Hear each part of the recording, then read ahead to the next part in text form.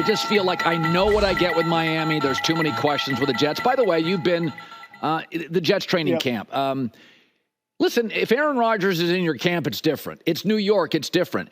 Does the Jets camp, Albert, to you, does it feel different? And if so, why than other camps?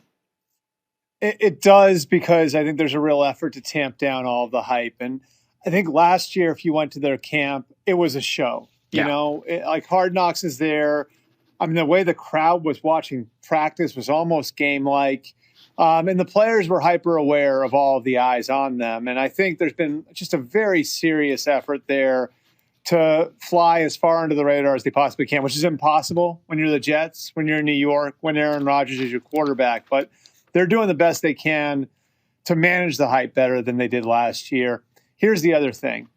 They think they're going to be really, really good. There's a quiet confidence in that building that I think built in the spring has spilled over into the summer. And a huge part of that, Colin, like I think, you know, the team where I am right now, like the Bucs, like I think they're sort of where the Bucs were in 2020 with Tom Brady. And the main reason why, and something a lot of fans don't think about, is how good they are at the lines of scrimmage. They have 7 former first-round picks playing defensive line for them. So they were good in that area last year. They have a chance to be even better and deeper in that area this year. And what they have that they didn't have last year is a really solid offensive line. They feel like they've got 5 NFL tackles. They've got Olu Fashanu backing up Tyron Smith and Morgan Moses. They feel good about what they've got in the interior. They almost went overboard in investing on the offensive line. And with that combined with the backfield that they have with Breece Hall and a couple of rookies, Braylon Allen from Wisconsin, who's going to be really good, Isaiah Davis, their 5th-round pick, part of this is like exactly what Tampa had, which is the Buccaneers didn't need to ask the world of Tom Brady. Now, he gave them the world. They didn't need on a week-to-week basis to ask the world of him, which I think allowed Tom Brady to be at his very best. And I think the Jets feel like they can do the exact same thing for Aaron Rodgers this year. So the Pittsburgh offensive line, it's a bit musical chairs, but it's a disaster with 2 mobile quarterbacks. There were 4 sacks and 10 quarterback hits, and it's also a unit that Mike Tomlin's team, they get almost everything right on the defensive side. They draft and develop well. They can't get OC and O-line right. And I look at that thing and I'm like, is this so is it this bad because of the musical chairs and injuries? Or do you look at this team and think in the AFC, they could be reeling very early? I think they have OC right. Like, I do think that Arthur Smith is the right guy. I think he's an identity fit for what Mike Tomlin's always wanted out of his offense. Complex, hard for a defense to deal with, you know, and with a really strong run game. So I think Arthur Smith's going to give Mike Tomlin what he wants schematically. The question is the personnel. Like you said, they're going to need a bunch of high draft picks to come around for them. Yeah. And that means Zach Frazier playing center for them now. And that means Broderick Jones, their first-round pick from a year ago, coming around. And Troy Fautanu, who is going to be an excellent player, but you got to figure out what the best position is for him. Is he a tackle? Is he guard? Is he a right tackle? Is he a left tackle? So they've been sorting through all of that. There's talent up front, but you're sorting through that. And then, you know, I think they telegraphed that they have an issue at receiver by being right square in the middle of the Brandon Ayuk mix. So you've got all of that. Then you've got the quarterback situation, which this is a huge week because Russell Wilson is finally, you know, out there practicing without restrictions. So it's a big week for Russell Wilson. It's a big week for Justin Fields. And this is why they've been playing their starters so deep into the preseason games. They're trying to work out things now so they won't have to work them out in September. The problem for them, you know, just from a perception standpoint is because they're doing it this way and because they're playing guys so deep into the preseason games, we get to see all of the warts. Listen, Brian Flores, to me, is too good of a coach not to get a second chance. I like the fact that he owned it. I think there's a democratic over autocratic way to coach in the NFL, more McVay than Belichickian. But I thought it was interesting that Tua came out, because he's a really nice kid, and he's not really terribly outspoken. And for him to come out and just say, listen, that was awful. He was a terrible person. Yeah. I wonder how that landed in it didn't bother me. I kind of appreciate the kid. I wonder how that landed. It kind of surprised me that he came out with a big left hook. Yeah, and I think, you know, what's interesting about it is I do think it gave Flores a chance to come out and talk about how he's grown from the experience. And, you know, like I think from that perspective, like Brian Flores is going to have a shot to be a head coach again. I mean, he won 19 games in 2 years there. Like, they weren't like objectively bad. He did a lot of good things there and, helped set the table in certain ways for what Mike McDaniel has been able to do. I think as much as anything else, it's a reflection of the way guys expect to be coached in this era. I mean, remember, this is a quarterback who played for Nick Saban, for 3 years at Alabama. So it's not like he was coming from some soft program. Right. And, I just think sometimes there's this expectation that you're going to be coached a certain way.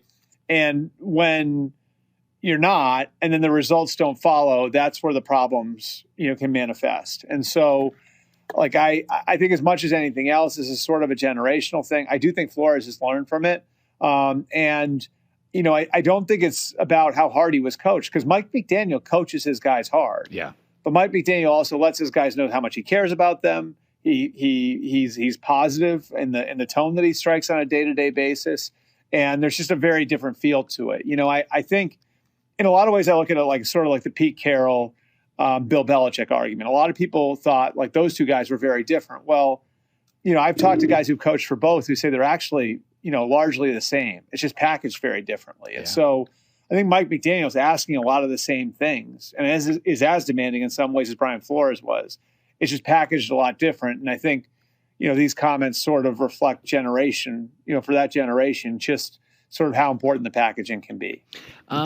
Sean Payton sent me a text or two, and he knew I was fascinated with Bo Nix, and I kept talking about it. So I would prod, and he sent me a couple texts. He's like, pretty early, he would say, we got a good one. We got one. Yeah, we got one. I don't think there's any – now, I know it's preseason, but cognitively, mobility and accuracy, Albert, that's a franchise quarterback. I don't care that it's preseason.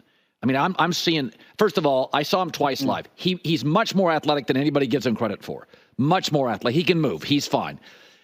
Which, by the way, Breeze was early in his career, too. Drew could move early in his career. He just didn't later. I don't know. I watched Bo Nix. I said this. People thought it was a hot take. I said, Caleb defensive coach. Jaden defensive coach. Drake May defensive coach. J.J. McCarthy won't play. I would not be shocked year one if Bo Nix, we come out – I'm not saying career. Year one, we go, that was the best rookie quarterback. Does that sound crazy? I think Caleb will be just because of the infrastructure around him and the talent around him. That said, I don't think you're off base. I think you can even boil it down to a simpler thing, right? Like, he's been in there for 7 possessions, Colin. One of those possessions, there was a fumbled snap and they turned the ball over. On all 6 of the other possessions, they scored points. And he led a 75-yard drive in the 2-minute drill. And so what he's showing is when they're in there, when he's in there, they move the ball, which is a massive, massive part of all of this, And so I think you're right. Like, and he should be ready to go. This is a guy who started 61 games in college. I didn't misspeak there. It's 61 games crazy. In college. I know. Yeah, and was a multi-year starter at 2 different major conference programs. And so, like, I think it would almost be alarming if he wasn't ready, and he's shown himself to be a little bit more than that. And I remember hearing the stories about Peyton being on the ground, in Eugene when they went to work him out, and how when Peyton sized him up, like, he was bigger in the lower half than he thought he'd be. And the way the ball came out of his hands was a little bit different than he thought it would. And really, like, that was sort of what sold him. And those physical traits, I think, is where the scrutiny is going to come over the next few years. In other words, like, I think there should be an expectation, a high expectation for where Bo Nix is in year 1 and year 2. The bigger question that we're not going to be able to answer for a while is, where is he in year 4 and year 5? Will he be able to level up where he can be a $50 or $60 million quarterback? That's going to be unanswered for a little while, I think. But I'd expect that he'll be very ready to go, and I think he'll be their week 1 starter. So I'm going to throw this at you, and you would know it better than anybody. Mm-hmm. So Carson Beck is going to be the number 1 pick next year from Georgia. 6'4", 220. He's a really good prospect. Mm-hmm. Drake May was always a solid prospect, maybe a poor man's Herbert, but he wasn't a Caleb. Carson Beck, if he has another big year for Georgia, which I suspect he will, he's going to come out as a dominant one. And I was talking to J-Mac yesterday, and I said, there's an argument. Just play Drake May. See what you got and see what you don't. You play him 4 games at the end of the year, and Carson Beck's there. You may be passing on a generational player. Arizona moved off a guy. and it worked. Yeah. Like I didn't think this to start the year, but I'm like, I want to know what I have. I mean, Justin Herbert was running for his life and broke rookie records. I want to know what I couldn't you argue the Carson Beck factor to just play him and see what you have? So I think you have to wait. And I'm in that camp. Like, I'd love to see him play. What they've done over the course of the preseason is sequence him, right? So the idea was to get his feet wet in that first game. They didn't want him out there behind the second offensive line. They know they've got a depth issue in that area. So get him out there, get his feet wet, get him out of the game. Then take him and put him in an adverse situation in the joint practice against the Eagles, who are much better on the defensive line than the Patriots are on the offensive line. Have him take some lumps there. And then come back in the preseason game and play him extended snaps and get him to build some confidence, which they were able to do. The reason they're being so detailed about a lot of this stuff, I mean, he may be the most raw of the 6 quarterbacks coming out. Like, just as far as like what he brings to the table physically, he's outstanding. Big arm, great athlete, could have been a Division I basketball player, all of that different stuff. He needed a lot of work mechanically. And what they found when they got him was that he had almost zero footwork training. So they were working from the ground up. And so they want to be in a place where what they've taught him has really started to become habit for him, which is the whole 10,000 reps thing, right?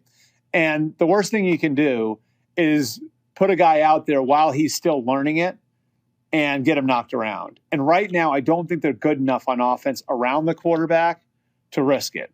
In other words, if you put Jacoby Brissett in there and he gets knocked around a little bit, like, no harm, no foul. Drake May, you could screw up a lot of the progress, and there has been a lot of progress that you've made over the last 4 months.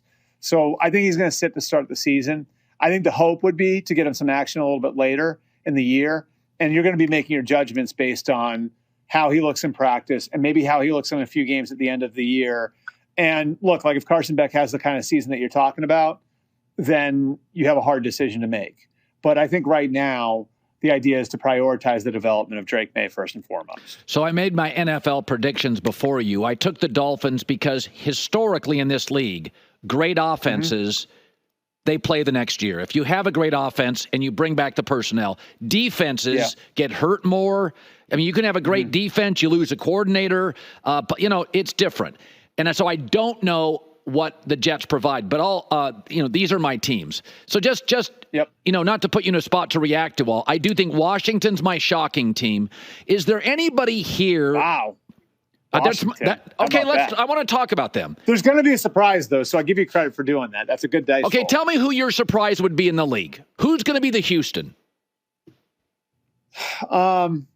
The Colts wouldn't shock me if they were better than people think, and that maybe they were the top challenger in the AFC South. Wow. They won 9 games last year with Gardner Minshew at quarterback. I think Shane Steichen is a great coach. Not a good coach, a great coach. I think a big reason why Jalen Hurts took a step back last year was because he lost Shane Steichen. And I think if Anthony Richardson can stay healthy, they're going to be a real problem. Like, I think they've got a good balanced team. Not that they're going to win the Super Bowl, but they could be a surprise playoff team. I also look at the 2 teams in the NFC West, and the reason I'd pause with them is because I think both the Rams and Niners are going to be really good. You have them both in the playoffs. Yeah. But both the Seahawks and the Cardinals have a really strong base of young players. So, and there's volume there, right? So with the Seahawks, it's the second and third year guys. With the Cardinals, it's the first and second year guys. They also have pretty good quarterbacks. They also play in the NFC. So maybe one of those 2 teams is a surprise team where you look at it at the end of the year and you're like, man, that's a balanced roster with a lot of good young talent. With Seattle, it's guys like Devin Witherspoon and Jackson Smith and Jigba, Charles Cross, all the guys they've drafted the last few years, Abe Lucas, Reek Woolen. And then, with Arizona, it's the guys they've brought in over the last couple of years, Paris Johnson, Marvin Harrison, Max Melton. I think they think is going to be an outstanding corner. So those 2 teams I have my eye on is like, when you say Houston, I think of a team that's going to have like a lot of young players turn the corner all at once. Like, it happened not just with CJ last year. It also happened with guys like Nico Collins and Tank Dell sort of coming around, Derek Stingley, right? So those are the 2 teams that I look at. Like, there's a lot of good young players there. And if all of those guys collectively take a step, then I'm not saying they'll challenge the Rams or the Niners in the NFC West, but they could wind up sneaking in the playoffs as a 6 or 7 seed. Good stuff. Albert Breer. How many camps you been to now, Albert? I've seen 25 teams, so 23 camps. I cheated a couple of them, but 25 teams.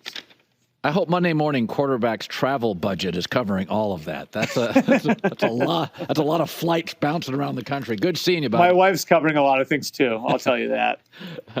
Good. Hi, everybody. It's me, Uncle Colin. Subscribe here to get the latest from the herd, including exclusive behind-the-scenes videos and more, wherever you may be, however you may be watching. Thanks again for making us part of your day.